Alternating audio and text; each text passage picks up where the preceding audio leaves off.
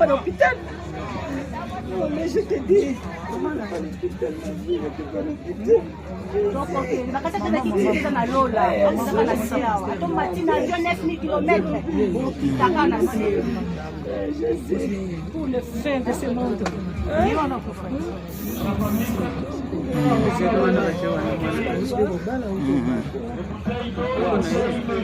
C'est la question.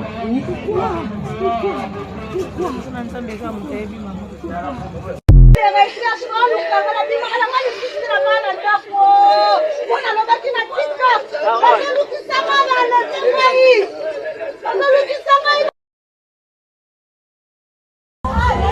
Bonsoir, bonsoir à la famille. Maman Bijou naye kaka ko présenter bino salon na biso ya sika na appartement oyo tobengaka appartement numéro 1.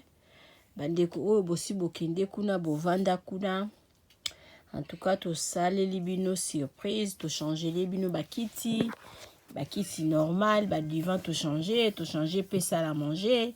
Et pas na biso nde musala, donc musala ezokende nango malamu, mama Nadine umela.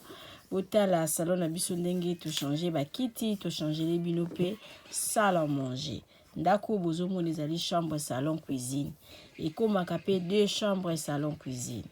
Benga ngai osala réservation ya appartement numéro 1 okozala jamais d'ici. Merci.